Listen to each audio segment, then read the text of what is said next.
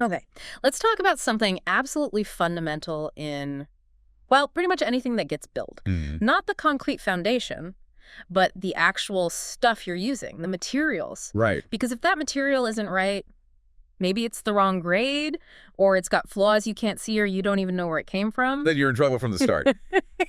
Yeah, nothing else really holds up, does it? Exactly.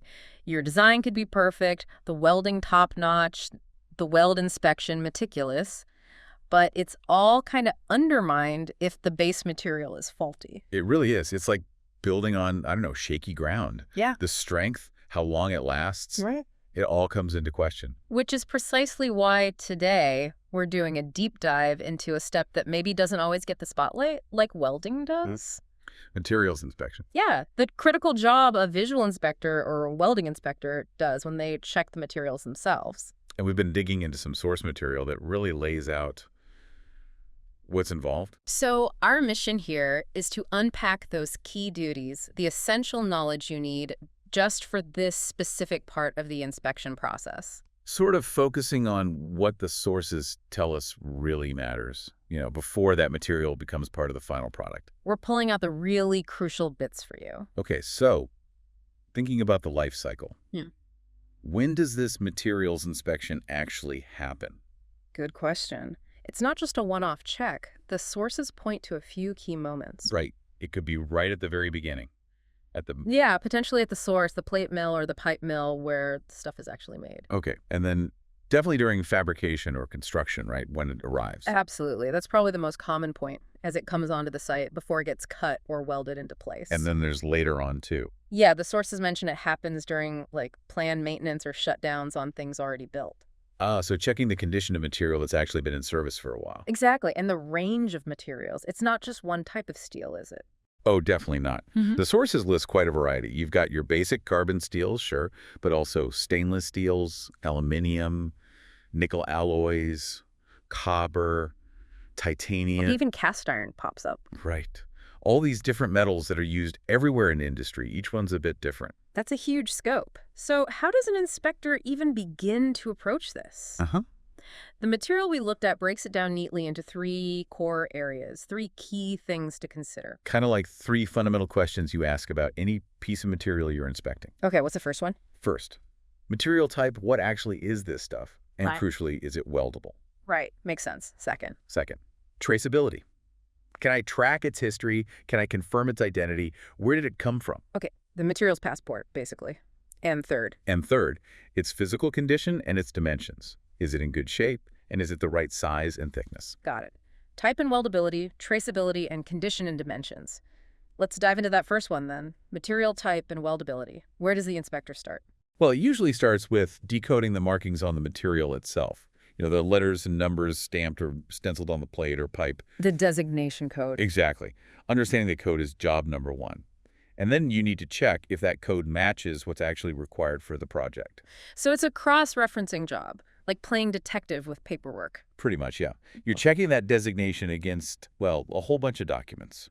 Things like the relevant standard could be BSEN, API, ASTM, whatever applies. They're like the rule books for materials, right? Essentially, yes. Then you've got the specific welding procedure specification, the WPS.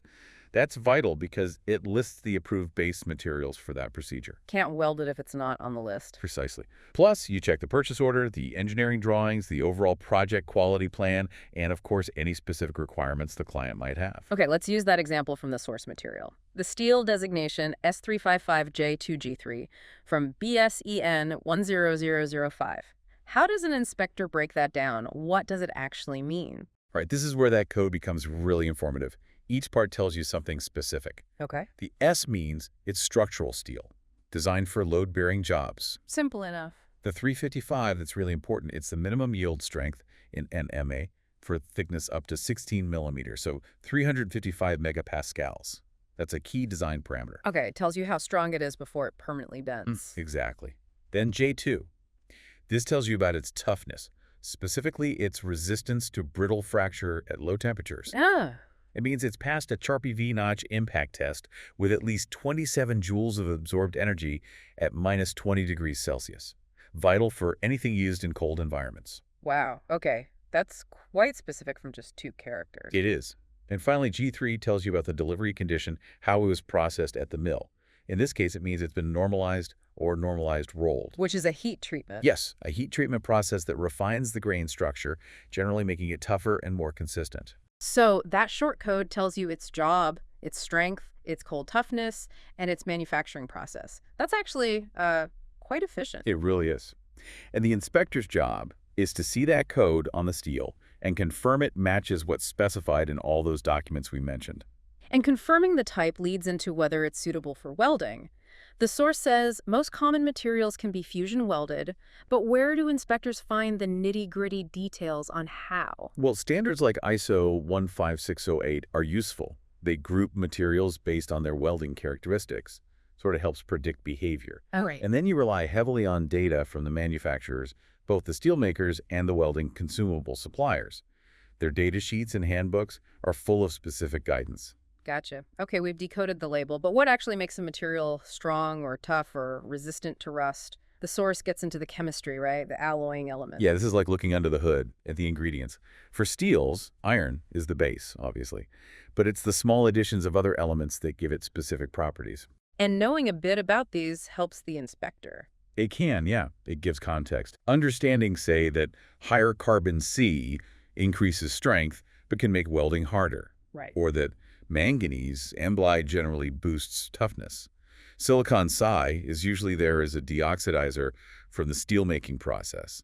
Same with aluminium Al, which also helps refine the grain size for better toughness. Okay, those are kind of general purpose additions. What about the specialists? Well, chromium Cr is the big one for corrosion resistance. That's what makes stainless steel stainless. Molybdenum, maybe around 1%, is key for creep resistance at high temperatures. Like in power plants. Exactly. Nickel Ni is crucial for low temperature toughness.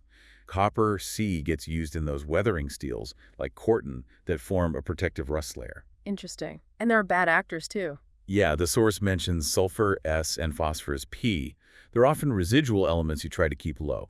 Sulfur, for example, can cause problems like hot shortness or solidification cracking during welding. Ah, so if an inspector knows the steel might have higher sulfur, they might be extra vigilant for certain types of weld defects. Precisely.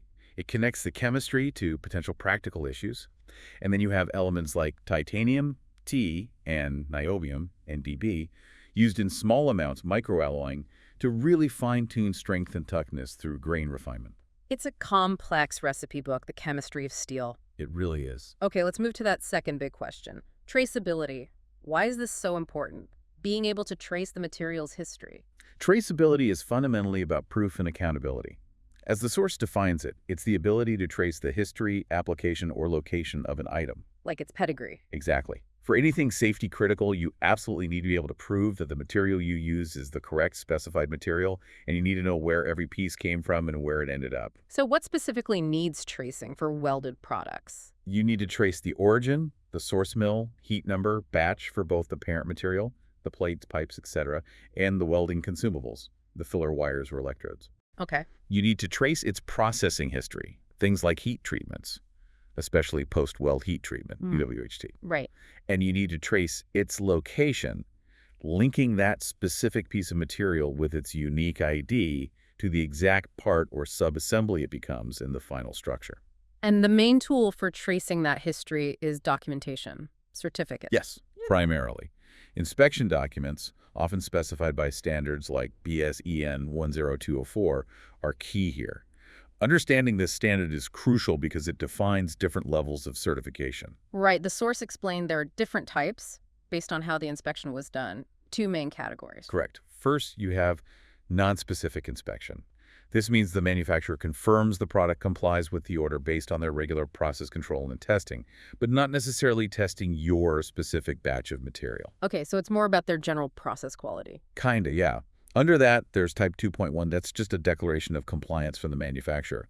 They say, yep, it meets the order, but they don't include any test results. Just their word for it. Pretty much. Then Type 2.2 is similar, a declaration of compliance. But this time they do include results from their routine, non-specific testing. Still only validated by the manufacturer, though. Okay, so Type 2 gives some info, but no guarantee about this specific piece of material. Exactly. That's where specific inspection comes in. Yeah. This is a higher level of assurance. Here, tests are performed before delivery on the actual products being supplied or on test units taken from that specific batch. Ah, okay.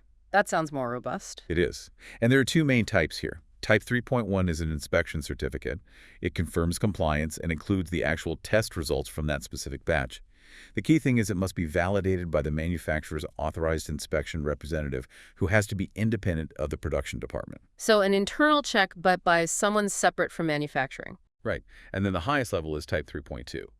This also includes the specific test results, but it requires validation by two parties: the manufacturer's independent rep and either the purchaser's own authorized representative, which could be you or your inspector, or an inspector designated by official regulations. Ah, I see. So 3.2 adds that external or third-party validation. That's the gold standard for proof. That's generally considered the highest level of assurance under this standard, yes. An inspector needs to know what type of cert is required for the job and make sure the one supplied matches up. But it's not just about the paper, right? You have to link the paper to the actual steel. Absolutely critical. Traceability breaks down if you can't link the certificate to the physical material. This involves checking the WPS, drawings, quality plans, yes, but also physically managing the identification marks. Like transferring marks. Exactly. The source gives the example of witnessing the transfer of the original cast or heat number from a large plate onto the smaller pieces after they're cut. You have to maintain that chain of identity. Or recording all this stenciled info on pipes. Yes, recording the heat number, size, spec, etc., often found stenciled inside or outside a pipe, and making sure that information follows the pipe through fabrication. That physical mark is the connection. Okay, that makes sense. So the third piece, material condition and dimensions. Why is this physical check so vital before you even think about welding? Well, because any defects or dimensional inaccuracies here can cause huge problems during fit-up and welding and can seriously compromise the integrity and lifespan of the finished product. Better to catch it early. Much better. You save a lot of time, money, and potential rework or failure later on. So what are the key checkpoints for condition and dimensions? The sources highlight about four main things to look at. First, just a general inspection. Basic stuff, really. How is it being stored? Is it protected from weather? Any obvious damage from handling, like bent edges or forklift dings? Is the quantity correct?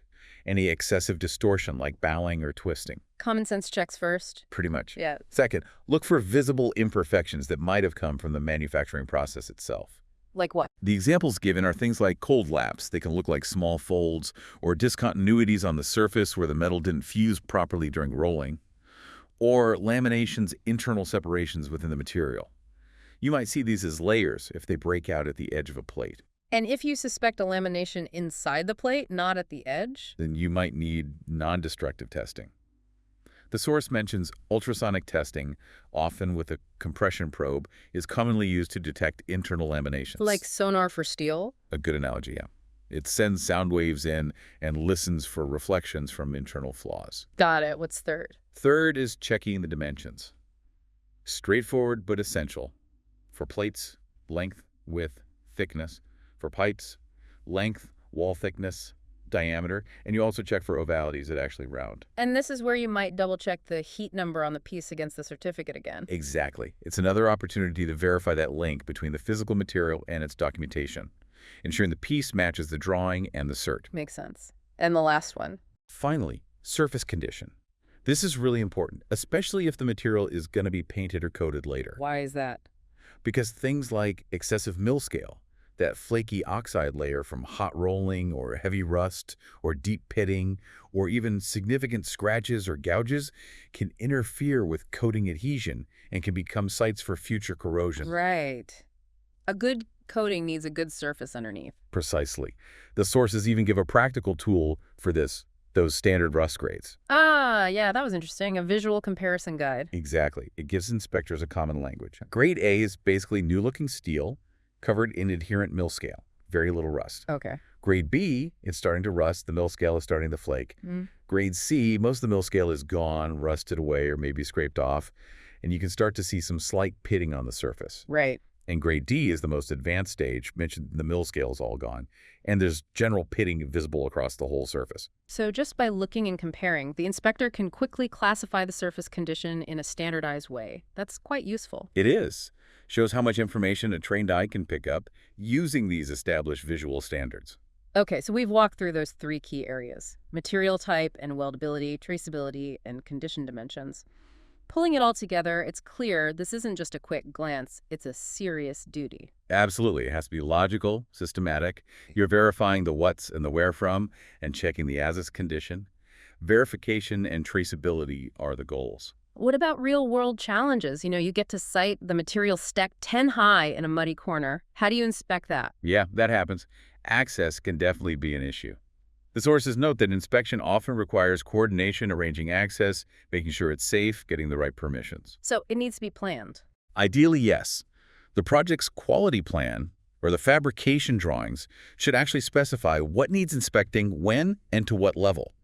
That should guide the inspector and help ensure they get the access they need at the right time. Okay. And what if the worst happens? Material arrives, maybe the tags fell off, the paperwork's lost.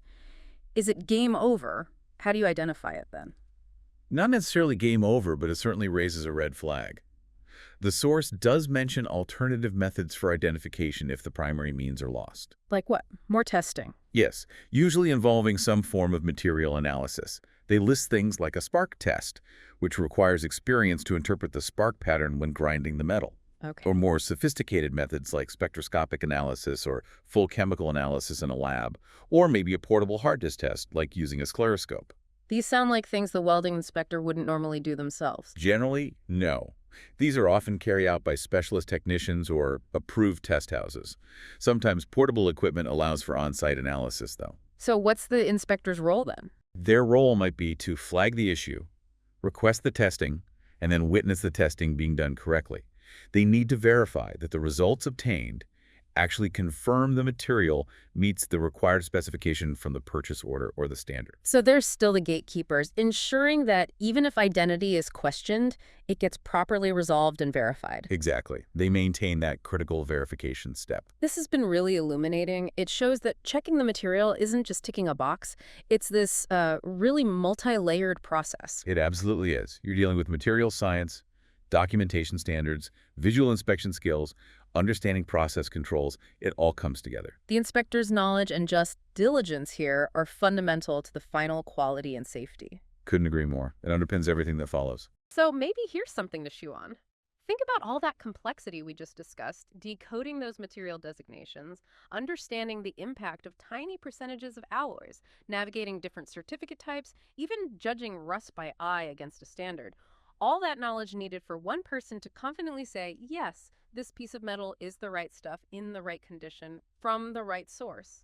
What does that tell us about the sort of hidden layers of expertise that go into making sure the things we build, the infrastructure we rely on, are actually safe and sound? It's a huge responsibility, often unseen.